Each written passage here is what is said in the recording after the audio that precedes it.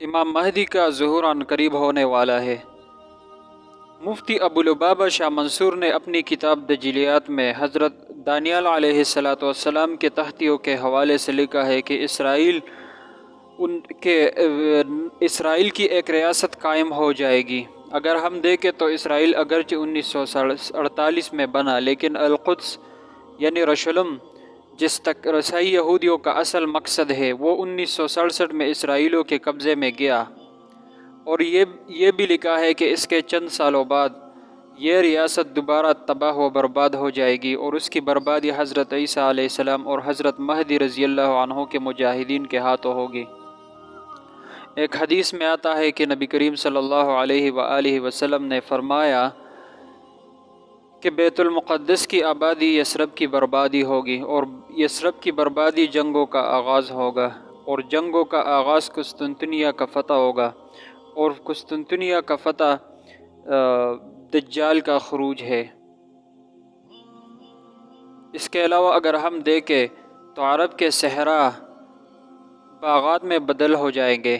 حدیث پاک میں یہ آتا ہے کہ عرب کے صحرا یہ دوبارہ واپس باغات، نہر و بہار میں بدل جائیں گے۔ آج ہم یہ نشانی اپنی آنکھوں سے پوری ہوتے ہوئے دیکھتا ہے، اور حالیہ جو ہمیں خبریں آتی رہتی ہے اس کے مطابق بیت المقدس کی آبادی کا مرحلہ شروع ہو گیا ہے، کیونکہ یروشلم کی آبادی یہ یثرب کی بربادی ہوگی۔ یثرب یعنی مدینہ منورہ کی بربادی، جیسا کہ ہم سب جانتے ہیں کہ یہ جنگ جو ملحمۃ الکبریٰ یعنی عظیم جنگ، جس کے بارے میں احادیث مبارکہ میں وارد ہوا ہے کہ یہ جنگ عظیم ہو جائے گی، اور اس میں امام مہدی علیہ الرضوان کا مین کردار ہوگا۔ اس کے مطابق اگر ہم دیکھیں تو یہ ساری جنگیں جو چھوٹی موٹی جنگیں لگی ہے، یہ اس عظیم جنگ کا ایک سلسلہ اور کڑی ہے۔ اس کے مطابق یثرب کی بربادی یعنی اب عرب کی تباہی و بربادی بہت عن قریب ہے، اور اس کے بعد امام مہدی علیہ الرضوان کا ظہور ہے۔ تفصیل کے لیے ہم دیکھتے ہیں مفتی ابولبابہ شاہ منصور رحمہ اللہ کی کتاب، وہ حضرت دانیال علیہ السلام کے تحتیوں کے حوالے سے کیا لکھتے ہیں۔ بخت نصر کے بعد نیبوشان زار بادشاہ ہوا۔ اس نے ایک خواب دیکھا جس کا مطلب سمجھنے میں وہ اتنا الجھا کہ پریشان ہو کر رہ گیا۔ اس نے ملک کے تمام مشہور نجومیوں، جادوگروں، کاہنوں اور مستقبل کا حال بتانے والوں کو جمع کیا اور خواب کی تعبیر پوچھی۔ جب علم کا بے جا دعویٰ کرنے والے سب عاجز آ گئے تو کسی نے اسے بنی اسرائیل کے دانشمند اور صاحب فہم نوجوان دانیال کی اطلاع دی۔ اس نے ان کو بلا بھیجا۔ حضرت دانیال علیہ السلام نے اللہ تعالیٰ سے فریاد کی کہ ان پر یہ علم مزید کھولا جائے اور اس خواب کی صحیح تعبیر انہیں سمجھا دی جائے۔ اللہ تعالیٰ نے ان کی یہ دعا قبول کر لی اور ان کے دل میں خواب کا صحیح مطلب القاء کر دیا گیا۔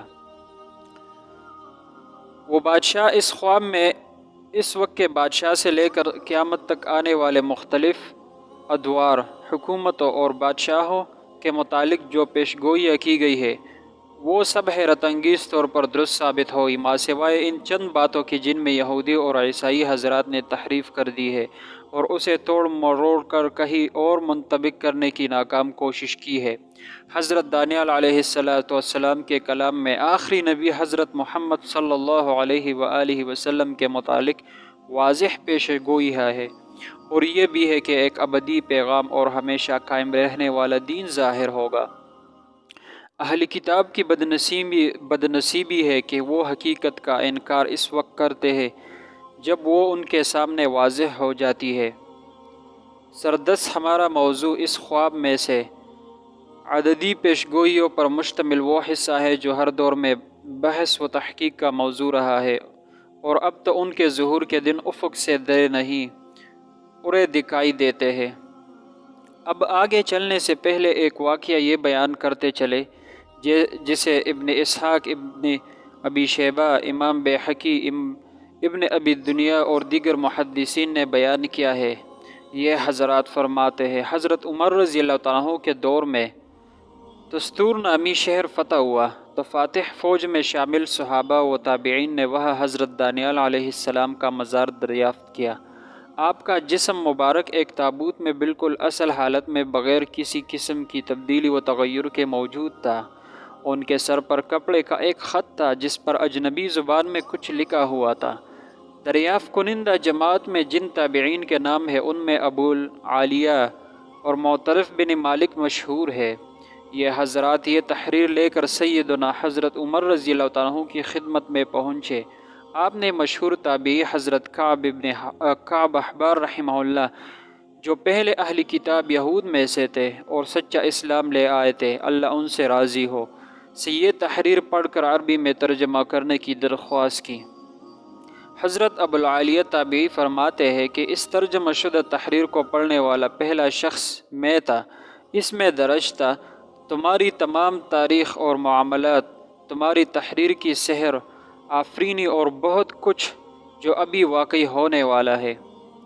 تورات میں حضرت عمر رضی اللہ عنہ کے بیت المقدس میں فاتحانہ داخلے کا بھی تذکرہ ہے۔ مثلا زکریا کی صورت میں یہ آیات دی ہوئی ہے: اے سیہون کی بیٹی، خوشی سے چلاؤ، اے یروشلم کی بیٹی، مسرت سے چیخو، دیکھو تمہارا بادشاہ آ رہا ہے، وہ عادل ہے اور گدے پر سوار ہے، خچر یا گدی کے بچے پر۔ میں یوفرین سے گاڑی کو اور یروشلم سے گھوڑے کو علیحدہ کر دوں گا، جنگ کے پر توڑ دیے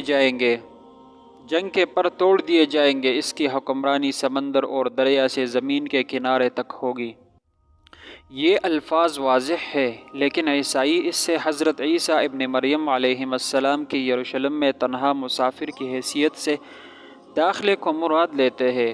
اونٹنی کے لفظ کو انہوں نے اسی لیے گدے سے تبدیل کیا۔ یہ ان حضرات کی دانستہ پیدا کردہ غلط فہمی ہے، اس لیے کہ بے شک مذکورہ پیشگوئیوں میں اسلامی فتوحات اور حضرت عمر رضی اللہ عنہ کا نام نہیں دیا گیا، لیکن فارسیوں اور رومیوں میں سے کوئی بھی حکمران ایسا نہیں گزرا کہ جس نے فارس کے ساحل سے بحر متوسط اور بحر طبریہ سے عدن تک پورے علاقے پر حکمرانی کی ہو۔ یہ حقیقت صرف حضرت عمر رضی اللہ عنہ اور ان کے ساتھیوں پر صادق آتی ہے۔ اب ہم اصل واقعے کی طرف لوٹتے ہیں۔ بادشاہ نے حضرت دانیال علیہ السلام کو بلا بھیجا۔ جب یہ اس کے پاس پہنچے تو اس نے کہا: میں نے تیرے بارے میں سنا ہے کہ الہوں کی روح تجھ میں ہے، اور نور اور دانش اور کمال حکمت تجھ میں ہے۔ حکیم اور نجومی میرے حضور حاضر کیے گئے تاکہ اس تحریر کو پڑھے اور اس کا مطلب مجھ سے بیان کرے، لیکن وہ اس کا مطلب بیان نہیں کر سکے، اور میں نے تیرے بارے میں سنا ہے کہ تو تعبیر اور حل مشکلات پر قادر ہے۔ بس اگر تو اس تحریر کو پڑھے اور اس کا مطلب مجھ سے بیان کرے تو ارغوانی خلعت پائے گا اور تیری گردن میں زرین توق پہنایا جائے گا اور تو مملکت میں تیسرے درجے کا حاکم ہوگا۔ تب دانیال علیہ السلام نے بادشاہ کو جواب دیا: تیرا انعام تیرے ہی پاس رہے، اور اپنا صلہ کسی دوسرے کو دے تو بھی میں بادشاہ کے لیے اس تحریر کو پڑھوں گا اور اس کا مطلب اس سے بیان کروں گا۔ اس کے بعد بادشاہ نے خواب سنایا اور حضرت نے اس کی تعبیر بتائی۔ اس میں دنیا کی تاریخ کے مختلف ادوار اور مختلف حکومتوں کے آغاز و انجام کے متعلق پیش گوئیاں ہیں۔ ان میں سے جس پیش گوئی کا تعلق ہمارے دور اور ہمارے زمانے میں ہزاروں سال بعد ایک خاص حکومت کے قیام سے ہے، اس کا نام انہوں نے نفرت کی ریاست اور گناہوں کی مملکت رکھا ہے۔ اس ریاست کے قیام سے دنیا کے انجام کا آغاز ہوگا، اور اس میں گناہوں کی بھرمار سے یہ آغاز اپنے انجام کی طرف بڑھے گا، اور یہی وقت دو مقدس روحانی شخصیتوں جناب مہدی اور حضرت عیسیٰ ابن مریم علیہ السلام اور دو بڑے فتنوں الدجال الاکبر اور یاجوج ماجوج کے ظہور کا ہوگا۔ حضرت دانیال علیہ السلام کی اس پیش گوئی کے جس حصے سے ہمیں دلچسپی ہے وہ یہ ہے: شمالی بادشاہ کی جانب سے فوجی تیار کی جائیں گی اور وہ محترم قلعے کو ناپاک کر دے گی، پھر وہ روزانہ کی قربانیوں کو چھین لے گی اور وہاں نفرت کی ریاست قائم کرے گی۔ اس عبارت میں محترم قلعے کو ناپاک کرنے سے مسجد اقصی پر یہودی قبضہ اور وہاں خنزیر کے سموسوں کے ساتھ شراب نوشی مراد ہے۔ روزانہ کی قربانیاں چھیننے سے نمازوں پر پابندی کی طرف اشارہ ہے۔ روزانہ کی قربانی سے عبادت مراد ہے، کیونکہ نماز روزہ ہوتی ہے جبکہ قربانی روز نہیں ہوتی۔ نفرت کی ریاست جو القدس یعنی یروشلم پر قبضہ کر کے یہاں گناہگار مملکت قائم کرے گی، اس سے موجودہ اسرائیلی ریاست مراد ہے۔ یہ ریاست کیسے ہوگی اور اس کے کرتوت کیا ہوں گے، ملاحظہ فرمائیے۔ اور افواج اس کی مدد کرے گی، اور وہ محکم مقدس کو ناپاک اور دائمی قربانی کو موقوف کریں گے اور اجاڑنے والی مکروہ چیز نصب کریں گے، اور وہ عہد مقدس کے خلاف شرارت کرنے والے کو برگشتہ کرے گا، لیکن اپنے خدا کو پہچاننے والے تقویت پا کر کچھ کر دکھائیں گے۔ نفرت کی ریاست کی مدد کرنے والے افواج امریکہ اور برطانیہ ہے۔ اجاڑنے والی مکروہ چیز کی تنصیب سے مسجد اقصی کی جگہ دجال کے قصر صدارت کا قیام ہے۔ شرارت کرنے والوں کو برگشتہ کرنے سے مراد عیسائی دنیا کو ورغلا کر ذہنی مقاصد کی تکمیل کے لیے استعمال کرنا ہے۔ اپنے خدا کو پہچاننے والوں کے کچھ کرنے سے فلسطینی فدائیین کی بے مثال مزاحمت کی طرف اشارہ ہے، اور یہ ان کی خدا پرستی اور خدا کے ہاں مقبولیت کی واضح خوشخبری ہے جو ان مظلوموں کے زخموں کا مرہم ہے۔ یہ ریاست کب قائم ہوگی، یہ ہماری اس بحث کا اہم ترین سوال ہے۔ اس پر ہم کچھ عرب علماء کی تحقیق کے حوالے سے غور کرتے ہیں۔ اس تحقیق کا حوالہ آگے آ رہا ہے۔ حضرت دانیال علیہ السلام فرماتے ہیں، پھر میں نے دو مقدس غیبی آوازوں کو کہتے سنا، یہ معاملہ کب تک اسی طرح چلے گا کہ میزبان اور مقدس مقام کو قدموں تلے روندہ دیا جائے؟ اس پر دوسری آواز نے جواب دیا، 2300 دنوں تک کے لیے، پھر یہ مقدس مقام صاف پاک کر دیا جائے گا۔ اس پیشگوئی سے معلوم ہوا کہ نفرت کی ریاست 2300 سال بعد قائم ہوگی۔ کس لمحے سے 2300 سال بعد، یہ ہم آگے چل کر بتائیں گے۔ پہلے آخری پیشگوئی جس سے پتہ چلتا ہے کہ یہ ریاست 45 دن بعد ختم ہو جائے گی۔ حضرت دانیال علیہ السلام فرماتے ہیں، اگرچہ میں نے فرشتوں کی یہ بات سن لی مگر میں اسے سمجھ نہیں سکا، چنانچہ میں نے اللہ سے دعا کی، اے اللہ، کھیل کس طرح ختم ہوگا؟ اللہ نے جواب دیا، دانیال، اپنے کام سے کام رہو۔ الفاظ پر قفل چڑھا دیے گئے ہیں اور معاملات پر مہر لگا دی گئی ہے۔ اب آخری وقت آنے پر سارا راز فاش ہوگا، جس دن کہ قربانیاں چھین لی جائے گی اور نفرت کی ریاست قائم کر دی جائے گی۔ اس کے بعد سے 1290 دن باقی رہ جائیں گے۔ مبارک ہے وہ لوگ جو 1335 کے اختتام تک پہنچ جائیں گے۔ لیکن اے دانیال، تم اپنا کام دنیا کے اختتام تک کرتے رہو، تمہیں آرام دیا جائے گا۔ عیسائی اور یہودی شارحین یہاں پہنچ کر سخت تذبذب کا شکار ہو جاتے ہیں۔ انہیں سمجھ نہیں آتا کہ اس میں وقت کا جو تعین کیا گیا ہے اس سے کیا مراد لیا جائے، کیونکہ دنیا میں ایسی ریاست نہیں جو 2300 دنوں کے بعد قائم ہوئی ہو اور محض 45 دن قائم رہنے کے بعد ختم ہو گئی ہو۔ مگر وہ تورات ہی سے مدد لے لے اور آئینہ دیکھنے سے نہ ڈرے تو تورات میں دنوں سے مراد سال لیا جاتا ہے۔ مثلاً حزقیل میں ہے، میں نے تمہارے لیے ایک دن کو ایک سال کے برابر کر دیا ہے، لہٰذا اس آیات میں 45 دنوں سے مراد 45 سال ہے۔ اب پیشگوئی کے مطابق اس ریاست کا قیام 2300 سال بعد ہوگا۔ تورات و انجیل کے شارحین کے مطابق ان سالوں کا آغاز سکندر اعظم کے ایشیا فتح کرنے سے ہوتا ہے جو 333 قبل مسیح ہوا ہے۔ چنانچہ نفرت کی ریاست کا قیام 333 قبل مسیح کے 2300 سال بعد ہوگا، یعنی 1967 میں۔ یہی وہ سال ہے جس میں اسرائیلی افواج القدس میں داخل ہوئے اور مسجد اقصی کی ہولناک آتش زدگی کا واقعہ پیش آیا۔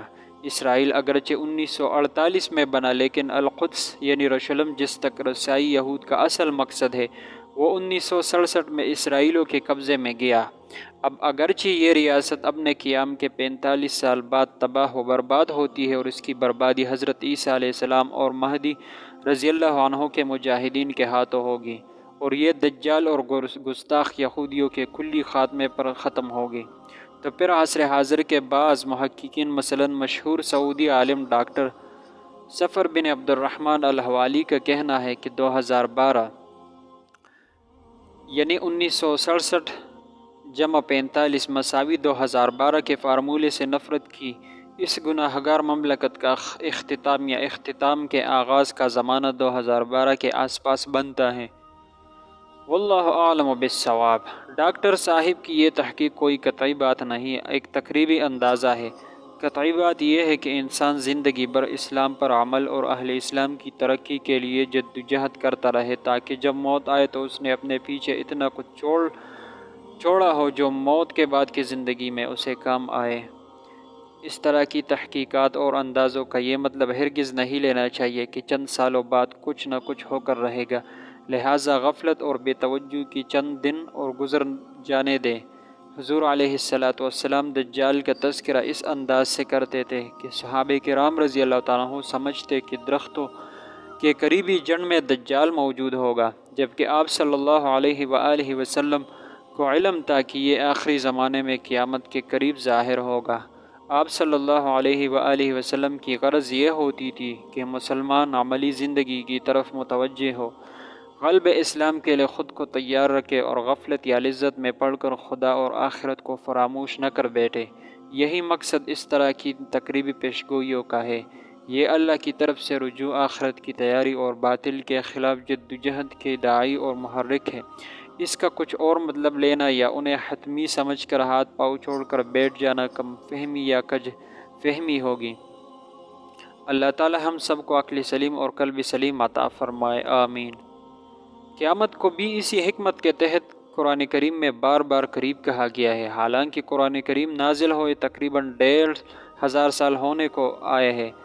ارشاد باری تعالیٰ ہے وَيَقُولُونَ مَتَىٰ هُوَ قُلْ عَسَىٰ أَن يَكُونَ قَرِيبًا، یعنی یہ لوگ پوچھتے ہیں یہ سب کب ہوگا، کہہ دیجئے شاید یہ عنقریب ہو جائے۔